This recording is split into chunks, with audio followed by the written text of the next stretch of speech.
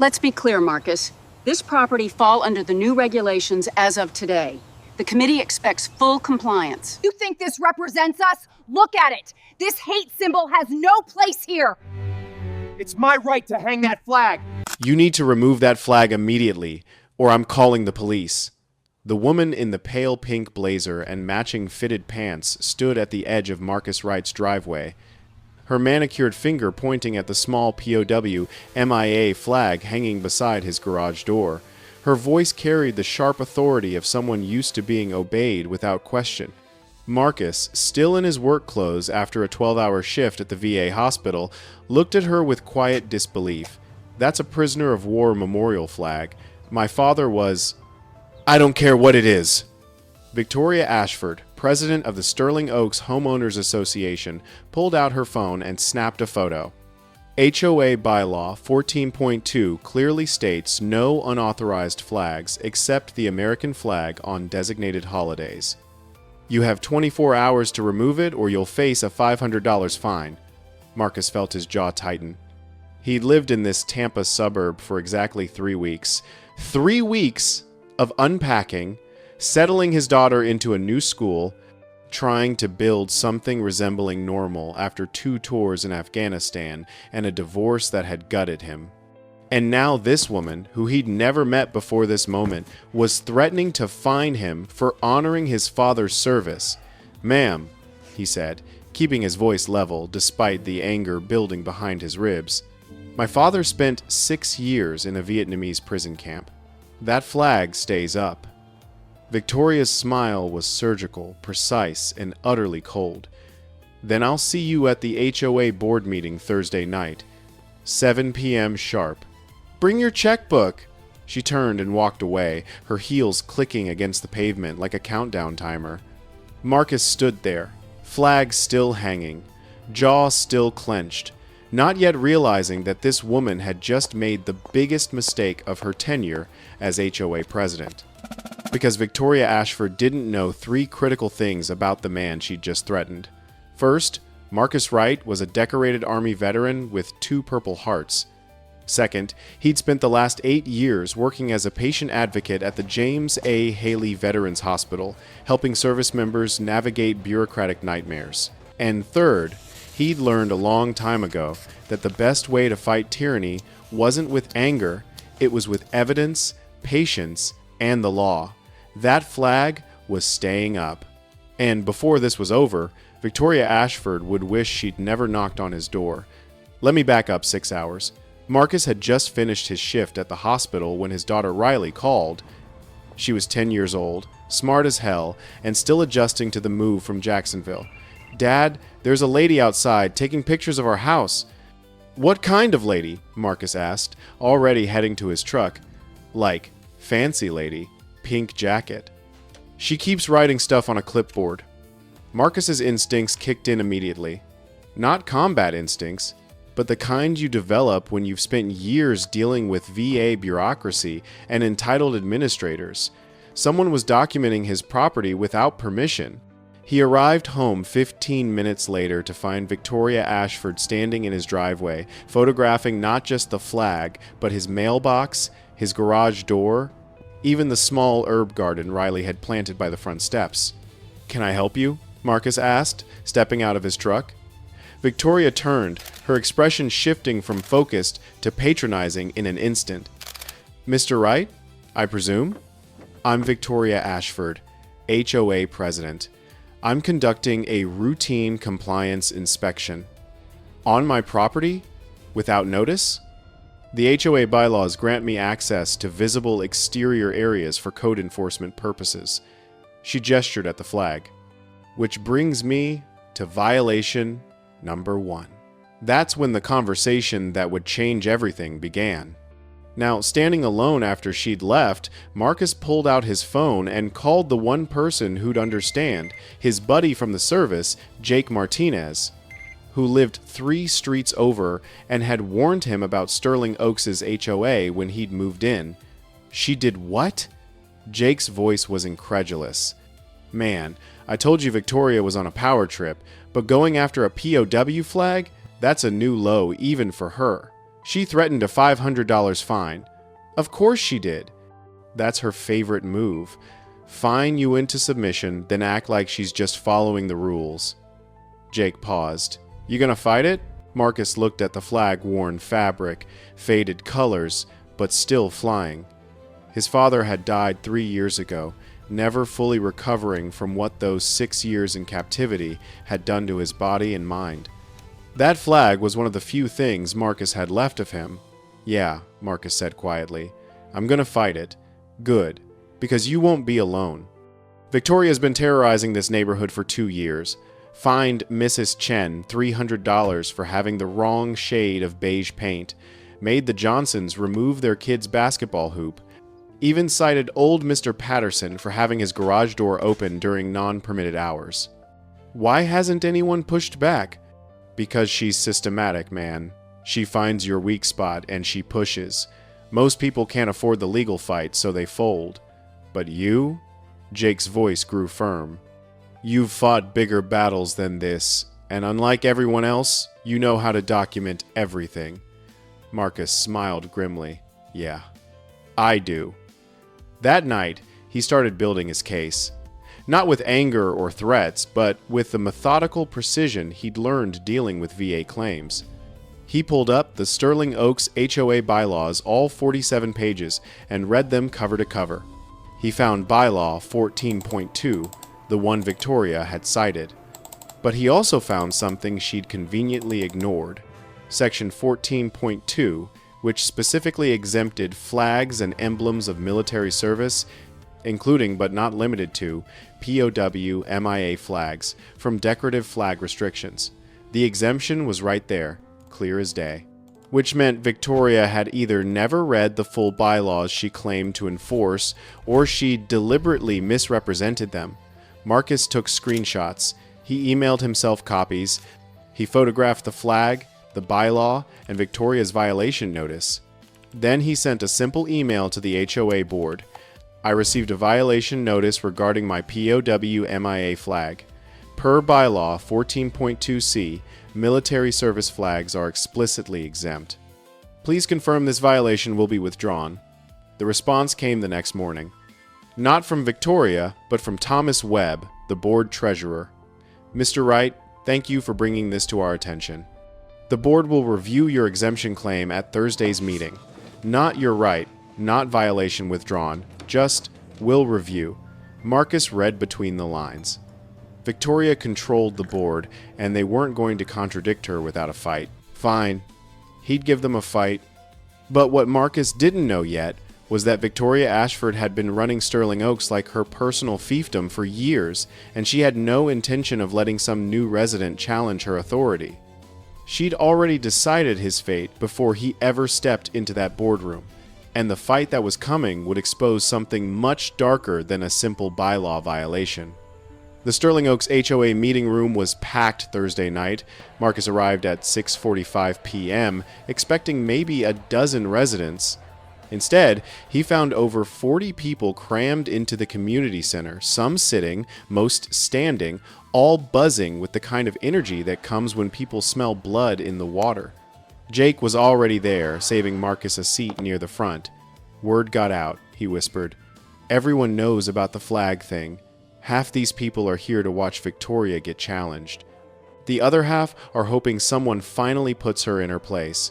Marcus scanned the room. He recognized a few neighbors, Mrs. Chen, who'd been fined for paint color, the Johnsons, whose basketball hoop had been deemed a visual obstruction, an elderly couple he'd seen walking their dog, both looking nervous but determined. At the front table sat 5 board members. Thomas Webb, the treasurer, looked uncomfortable. Sarah Patel, the secretary, kept her eyes on her laptop. The other two, David Krause and Linda Morrison, flanked Victoria like bookends. Victoria herself sat center stage in her pale pink blazer, a folder thick with documents spread before her. She looked calm, confident, untouchable. At 7 p.m. sharp, she gavelled the meeting to order. Good evening, residents. We have a full agenda tonight, so let's begin with reports. She glanced at Marcus, her expression neutral. After reports, we'll address Mr. Ennan. Wright's exemption appeal. The reports dragged on financial updates, landscaping contracts, pool maintenance schedules, standard HOA bureaucracy. But Marcus noticed something. Every decision, every vote, every discussion went through Victoria first. The other board members barely spoke. When they did, they deferred to her. This wasn't a board. It was a dictatorship with witnesses. Finally, 40 minutes in, Victoria called his name. Mr. Marcus Wright. You've requested an exemption review for an unauthorized flag display. Marcus stood, holding a single folder. Not an exemption review, a correction. The POW MIA flag is already exempted under Bylaw 14.2c. Victoria didn't even glance at her papers. Mr. Wright, that exemption applies to official military flags displayed during recognized observances. Your flag is a permanent installation, which violates the spirit of the bylaw. The spirit? Marcus kept his voice calm. The bylaw doesn't mention temporary versus permanent. It exempts military service flags, period. Interpretation of bylaws falls to the board. Then the board is interpreting incorrectly. Marcus opened his folder and pulled out a printed copy of the bylaw. I have the text right here. Would you like me to read it aloud? A murmur rippled through the crowd. Victoria's jaw tightened slightly, the first crack in her composure. That won't be necessary, she said coolly. The board has reviewed your appeal and determined that the violation stands. You have 48 hours to remove the flag or face escalating fines. Marcus felt the anger rising, but kept it locked down. On what legal basis? On the basis that I wrote these bylaws, Mr. Wright. I know what they mean better than anyone. The room went silent. Even the other board members looked uncomfortable. Marcus leaned forward slightly. You wrote them? Yourself? I chaired the revision committee 3 years ago. Every word was carefully crafted to maintain community standards. Then you should know that the exemption you're ignoring was added during that revision. There's even a comment note in the original draft explaining it was included specifically to protect veterans. Victoria's face flushed slightly. Where did you get access to draft documents? Public records request. Took me 2 days. Marcus held up another sheet. I also requested the board meeting minutes from 2022. You know the meeting where this exemption was unanimously approved? You voted for it. The murmur became actual conversation, people whispering, pointing. Mrs. Chen stood up. If he's got proof, why are we even discussing this? Victoria slammed her gavel. Order. This board will not be bullied by selective document reading. Selective? Marcus's voice stayed level but gained an edge. I'm reading the actual bylaws you claim to enforce. If that's bullying, maybe the problem isn't me. Jake stood up. I want to see those documents. So do I, someone else called out. Victoria's control was slipping. She tried to regain it. This is not a public referendum. Mr. Wright, the board's decision is final. Remove the flag or face fines. Marcus pulled out one more document, the piece he'd been saving. Before I leave, I'd like to file a formal complaint. Victoria froze. A complaint? Against you. For harassment, selective enforcement, and misrepresentation of HOA bylaws. He placed the document on the table. I've also copied the Florida Department of Business and Professional Regulation since HOA boards operate under state oversight. The room erupted. Victoria's face went from flush to pale. The other board members exchanged panicked looks. Thomas Webb spoke for the first time all night. Marcus, that's a serious accusation. It's a documented fact, Marcus replied. I've spent the last 3 days talking to residents. 17 separate violations issued in the past year. All of them questionable. Most of them targeting people who question the board. That's not enforcement, that's retaliation. That's defamation, Victoria shot back. No, ma'am, that's discovery, and I'm just getting started. Marcus turned and walked toward the exit. The crowd parted. As he reached the door, he looked back. The flag stays up. If you want to challenge it, get a lawyer, but I'd suggest reading your own bylaws first. He left to spontaneous applause. Outside, Jake caught up with him, grinning. "Man, you just declared war." "No," Marcus said quietly. "I just reminded them. Wars aren't won by bullies. They're won by people who know the terrain." But as they drove home, Marcus felt the weight of what he'd done. Victoria Ashford wasn't going to back down, and he just made himself the biggest target in Sterling Oaks. What he didn't realize yet was that his complaint had kicked off something much bigger than a flag dispute. Because when he'd filed that complaint with the state, he'd opened a door that couldn't be closed. And behind that door were secrets Victoria had spent years trying to hide. The retaliation came fast. The morning after the HOA meeting, Marcus woke to find a bright orange violation notice taped to his front door. Not one, notice 3. Violation 1.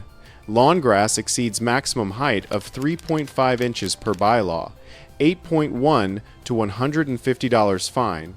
Violation 2. Unapproved exterior lighting fixture, porch lamp. $200 fine. Violation 3. Trash receptacles visible from street outside designated hours, $100 fine. Total, $450. Marcus stood there in his bathrobe, coffee mug in hand, reading the notices with a mix of disbelief and grim satisfaction. His grass was freshly mowed. He'd done it himself 2 days ago. The porch lamp had come with the house. And his trash cans were in the same spot every other house on the street used. This wasn't enforcement. It was intimidation.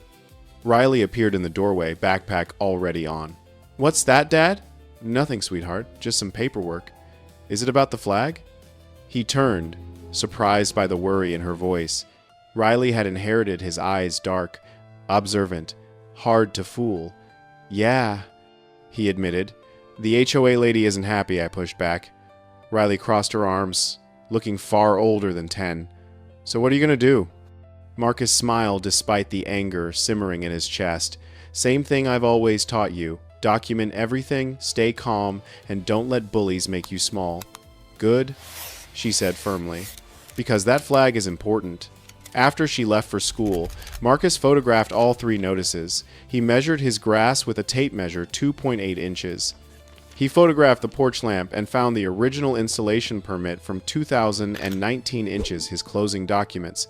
He checked the neighborhood. Every single house had trash cans visible. Then he did something Victoria probably didn't expect. He called a lawyer. Not just any lawyer. Elena Vasquez, a real estate attorney who specialized in HOA disputes. Jake had given him her number months ago, half joking that he'd eventually need it. Elena answered on the second ring. "Mr. Wright, Jake told me you might call. I've already pulled Sterling Oaks' public records." "That fast?" When Jake says someone's finally standing up to Victoria Ashford, I pay attention. That woman's been on my radar for 2 years. Marcus felt a spark of hope. "So this isn't just me?" "Oh, no. I've had 3 former Sterling Oaks residents contact me about selective enforcement, harassment, and financial mismanagement. None of them followed through because they moved out before filing complaints. But you?" She paused. "You filed with the state. That's different. That opens an official investigation." "What kind of investigation?" The Department of Business and Professional Regulation oversees HOA compliance in Florida. When someone files a complaint, especially one alleging harassment and misrepresentation, they're required to review the board's records. Bylaws, financial statements, meeting minutes, violation patterns, everything. Marcus sat down slowly. "How long does that take?" "Usually 60 to 90 days. But here's the thing.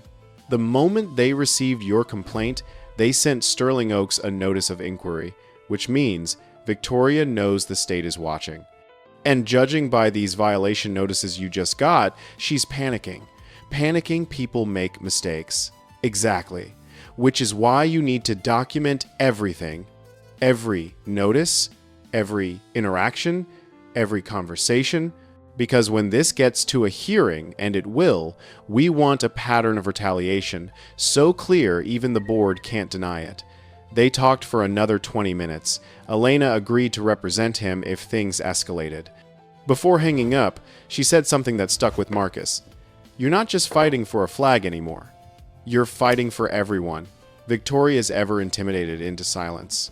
That afternoon, Marcus sat at his kitchen table and did something he'd learned in the army. He made a mission plan. Phase 1. Document everything, already in progress. Phase 2. Build community support, talk to other affected residents. Phase 3. Force transparency, request all HOA financial records. Phase 4. Expose the pattern, present evidence at next board meeting. It was methodical, strategic, and designed to leave no room for Victoria to twist the narrative. But, as he worked, his phone started buzzing. Text messages from neighbors he barely knew. Heard what happened at the meeting. Victoria has been terrorizing us for years. What can we do to help? Mrs. Chen. I got fined $400 for having a vegetable garden. Said it wasn't aesthetically consistent. Can you believe that? Tom Johnson. My husband's been afraid to challenge her, but if you're fighting back, we're with you. Linda Patterson. By evening, Marcus had 17 messages. 17 residents willing to share their stories, their violation notices, their proof that Victoria's enforcement wasn't about community standards, it was about control. Jake came over that night with a six-pack and a knowing look. You started something, man. I just wanted to keep my flag up. Yeah, well, you did more than that. You reminded people they don't have to live in fear of a woman with a clipboard. They sat on the porch, flags still flying above them, and talked strategy. Jake had lived in Sterling Oaks for 5 years. He knew the politics, the alliances, the unspoken rules. Victoria's got David Krause and Linda Morrison in her pocket, Jake explained. They vote, however, she tells them. Thomas Webb's uncomfortable with her, but too scared to speak up. Sarah Patel's new, only been on the board 6 months. She might flip if the pressure's high enough. So we need 3 votes to override Victoria. You need 3 votes to do anything. Right now, she controls the board 3-2. And when you control the board, you control everything. Financials, violations, contracts. Marcus thought about that. Contracts? Yeah.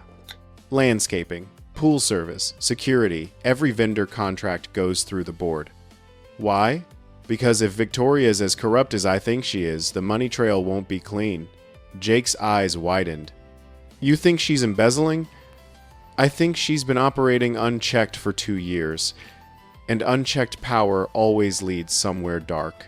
That night, Marcus filed a formal records request with the HOA. All vendor contracts, all board meeting minutes, and all financial statements for the past 3 years. Florida's HOA transparency laws required the board to provide those documents within 10 business days. Victoria had 1 week to decide, hand over the records and risk exposure, or refuse and confirm she had something to hide. Either way, Marcus was closing in. But what he didn't know, what no one knew yet, was that Victoria Ashford's grip on Sterling Oaks went far deeper than petty fines and power trips. And when those financial records came to light, the real war would begin. The records arrived exactly 10 business days later, delivered in a plain manila envelope by certified mail. Marcus signed for it, noting the time, 4:37 p.m. on a Tuesday. He carried it inside like a soldier, handling live ordnance carefully, deliberately, knowing what it might contain. Riley was doing homework at the kitchen table. Is that the HOA stuff? Yeah, sweetheart. Are you going to find bad things? Marcus paused, looking at his daughter's worried face. I'm going to find the truth. And truth isn't bad, even when it's hard. She nodded, returning to her math problems, but he could see the tension in her shoulders. This fight was affecting her too, another reason to finish it fast. He opened the envelope and spread the documents across his desk. 3 years of financial statements, vendor contracts, board meeting minutes, and violation records. At first glance, everything looked legitimate. Landscaping contracts with Greenscape Services, pool maintenance with AquaClear, security patrol with Sentinel Watch, all standard vendors, all with professional invoices. But Marcus had learned something from years of reviewing VA claims. Fraud hides in the details. He started with the landscaping contract. Greenscape Services had been paid $8,400 per month for the past 2 years. $100,000, $800 annually. For a 47-home subdivision, that seemed high. He called 3 other landscaping companies in Tampa and asked for quotes on similar-sized communities. Average cost, $4,500 per month. Sterling Oaks was paying almost double the market rate. He moved to the pool maintenance contract. AquaClear received $3,200 per month. Market rate $1,800. Security patrol, $2,600 per month. Market rate $1,500. Every single vendor was overpriced. And all 3 contracts had been renewed annually without competitive bidding, a violation of Florida HOA law requiring boards to solicit multiple quotes for contracts exceeding $5,000. Marcus leaned back, pieces clicking into place. Either Victoria was the worst negotiator in Florida, or something else was going on. He Googled Greenscape Services. The company had a website generic, minimal, with stock photos of lawns and a Tampa P.O. box. No physical address. No employee roster. No reviews. Same thing. Website, P.O. box, stock photos, Sentinel, watch, same pattern. These weren't real companies, they were shells. Marcus's pulse quickened. He pulled up Florida's Division of Corporations database and searched for Greenscape Services LLC. The company had been registered 2 years ago. The registered agent, David Kraus. HOA board member, David Kraus. AquaClear LLC, registered agent, Linda Morrison. Sentinel Watch, registered agent, Victoria Ashford. Marcus sat back, the enormity of it sinking in. The 3 board members who always voted together had created fake companies, awarded themselves HOA contracts, and had been funneling association funds into their own pockets for 2 years. This wasn't petty corruption. This was organized fraud. He calculated quickly, $8,400 plus $3,200 plus $2,600 equals $14,200 per month. Times 24 months equals $340,800. Over $250,000 stolen from homeowners who trusted their HOA to manage community funds responsibly. Marcus called Elena immediately. "You found something," she said, hearing it in his voice. Victoria and 2 board members have been embezzling HOA funds through fake vendor contracts. "I've got registration documents proving they own the companies." Elena was silent for 3 seconds. "Marcus, that's not just a violation. That's felony fraud. We need to report this to law enforcement. I want to confront them first." "No. You document everything, you send me copies, and we let the authorities handle it. These people have been stealing hundreds of thousands of dollars. They're not going to confess because you show up with evidence, they're going to destroy it. What if they run? They won't. Because they don't think anyone's smart enough to catch them." Her voice softened. "But you did. Now let me do my job."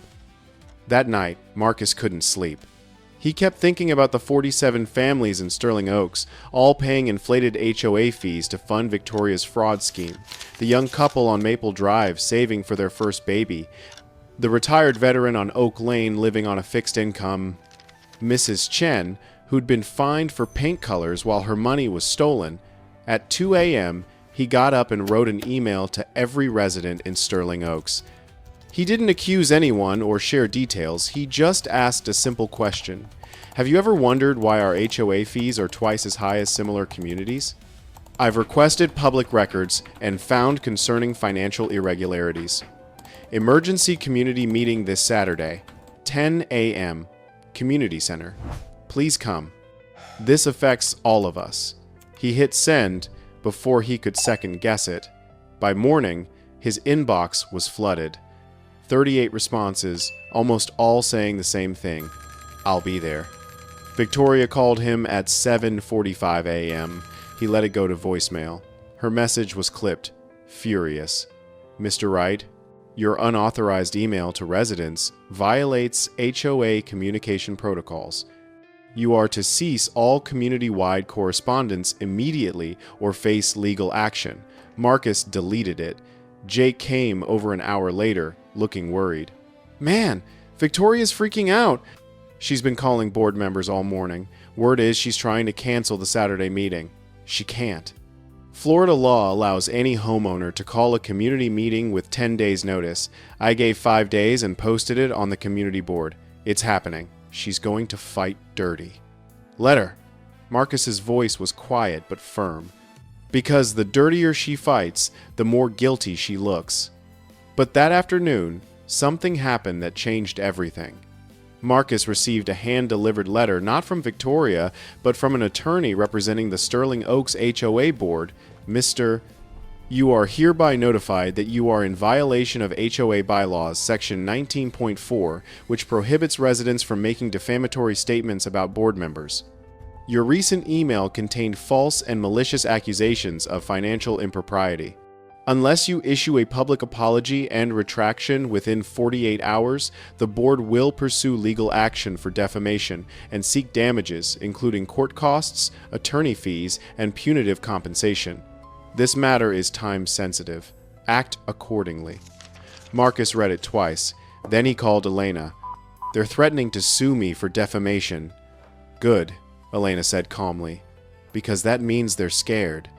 Defamation requires proving your statements were false, which means discovery, which means we get to subpoena their financial records officially in court. Marcus, they just handed us everything we need. So what do? You do nothing. Let them sue. The moment they file, we file a countersuit for fraud, and everything becomes public record. She paused. But Marcus, you need to be ready. This is going to get ugly. They're going to try to destroy your reputation before you destroy theirs. I'm ready. Are you sure? Because once this goes public, there's no going back. Marcus thought about his daughter, about his father's flag, about the 17 residents who'd reached out asking for help, about the quiet, decent people who'd been bullied into silence. I'm sure. That night, he didn't respond to the attorney's letter. He didn't apologize or retract anything.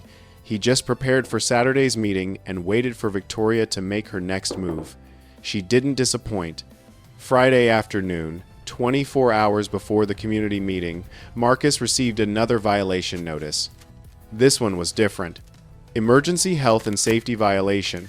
Property contains hazardous materials, military flag with metal components, posing risk of injury in high winds.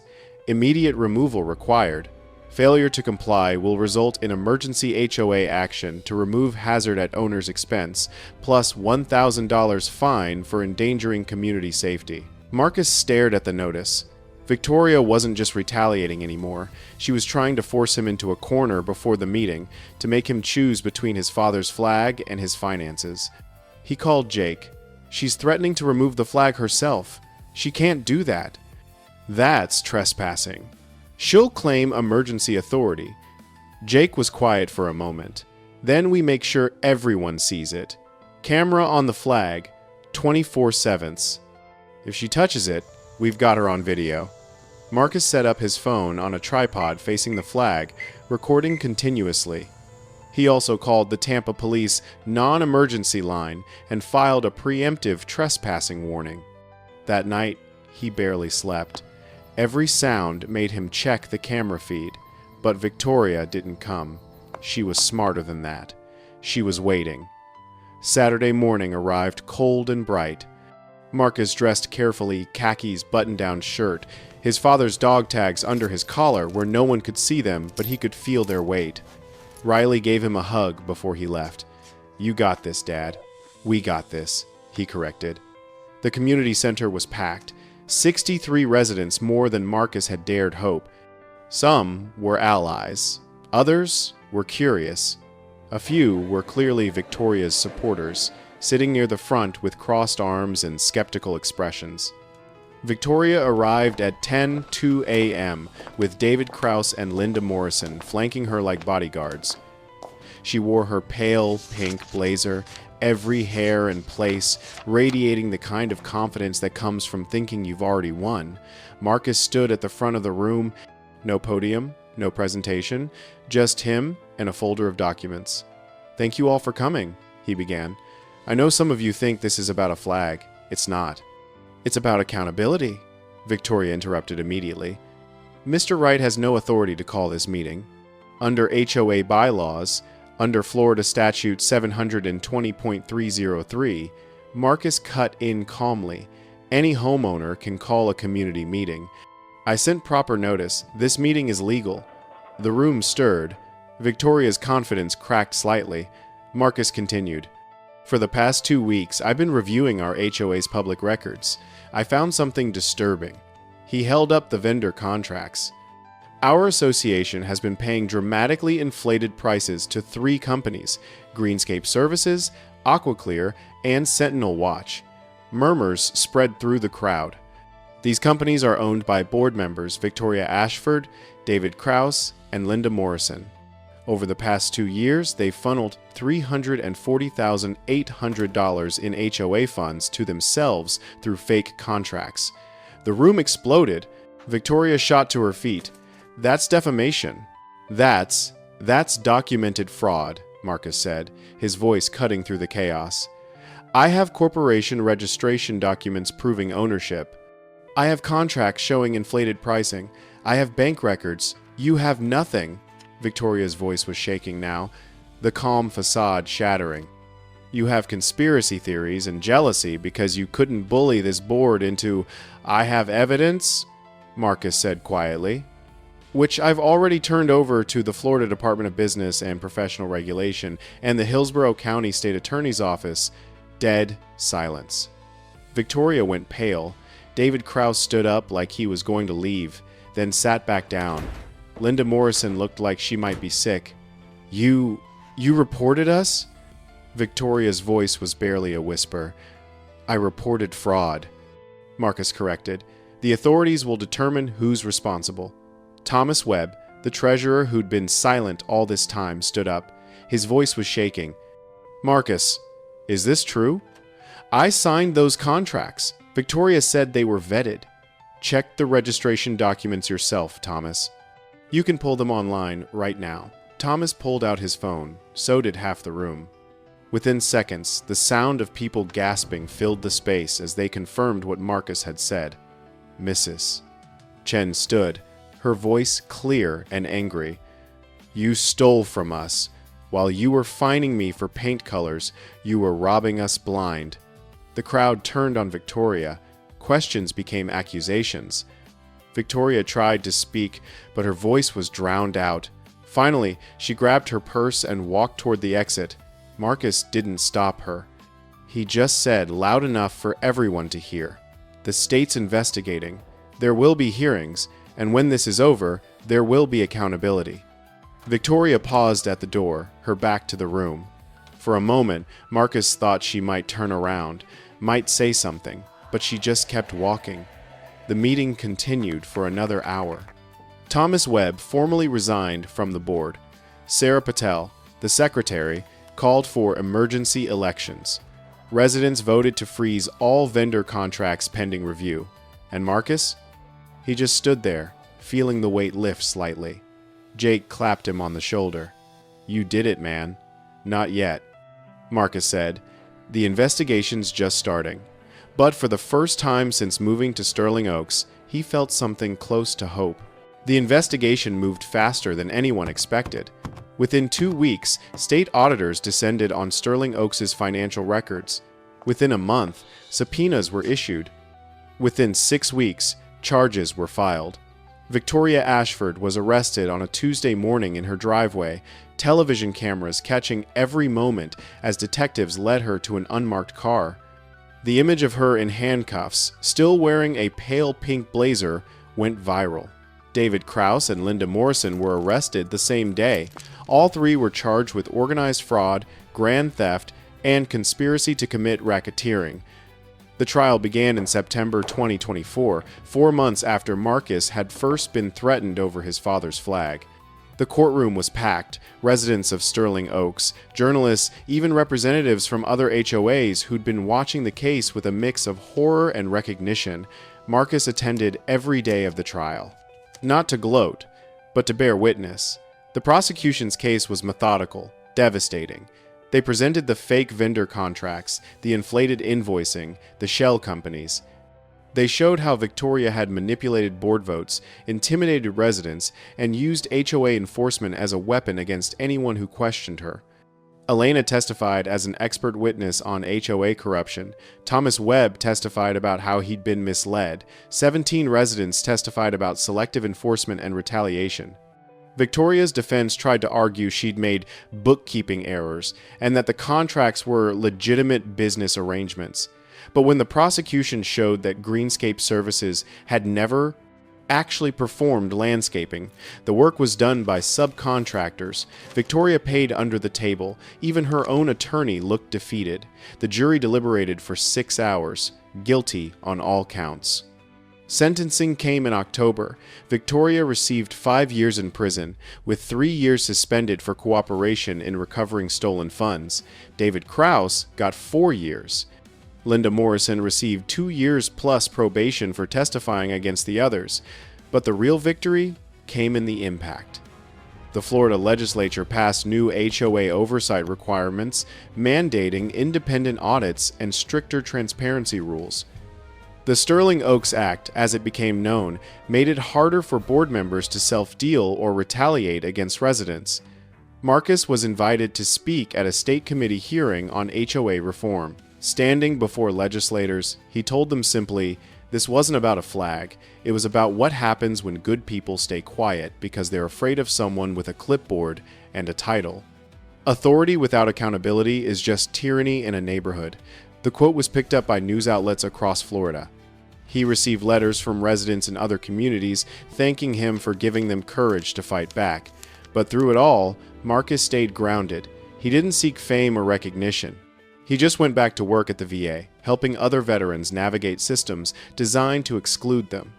It's been 1 year now since Marcus first stood in his driveway facing Victoria Ashford and her threat about his father's flag. The flag still flies. Every morning, he and Riley check it together before she goes to school. Some mornings, neighbors stop by to salute it. Once, an elderly veteran from 3 streets over left flowers beneath it with a note, "Thank you for fighting when I couldn't." Sterling Oaks elected a new HOA board, real people who wanted to serve, not control. The first thing they did was slash HOA fees by 40% and refund overcharges to residents. Mrs. Chen repainted her house, the color she'd always wanted, a beautiful sage green that made her smile. The Johnsons put their basketball hoop back up. Old Mr. Patterson parks in his driveway with the garage door open whenever he damn well pleases. The community isn't perfect. There are still rules, still bylaws, still occasional disputes. But there's no fear anymore. People talk openly at board meetings. They challenge decisions. They ask questions. That's what democracy looks like, Marcus thinks. Messy, loud, imperfect, but honest. Jake comes over most Saturday mornings now. They sit on Marcus's porch, drinking coffee, watching the neighborhood wake up. "You ever think about what would have happened if you'd just taken down that flag?" Jake asks one morning. Marcus looks at the POW, MIA flag, its fabric moving gently in the breeze. Yeah, Victoria would have kept stealing, residents would have kept suffering, and nobody would have known they had the power to stop it. "So you saved the neighborhood," Marcus shakes his head. "I just reminded people they don't have to be afraid of bullies." The neighborhood saved itself. That afternoon, Riley asks him to help her with a school project about courage. "What does courage mean to you, Dad?" Marcus thinks for a long moment, then says, "Courage isn't about not being afraid. It's about being afraid and standing up anyway. It's about doing what's right, even when it's hard, even when you're tired, even when everyone tells you to just be quiet and go along." She writes it down carefully, then looks up. "Is that why you kept the flag up?" "That's why I'll always keep it up," he says. "Because your grandfather spent 6 years in a prison fighting for the freedom to stand up to people who abuse power. The least I can do is honor that by not backing down when someone with a clipboard thinks they own me." Riley hugs him tight. "I'm proud of you, Dad. I'm proud of us." He corrects. "We did this together." That night, after Riley's in bed, Marcus stands on his porch one more time. The flag is barely visible now, just a dark shape against darker sky, but he knows it's there. He thinks about Victoria, serving her sentence in a Florida state facility. He doesn't feel triumph or revenge, just a quiet sadness that someone could have so much power and use it for so little purpose.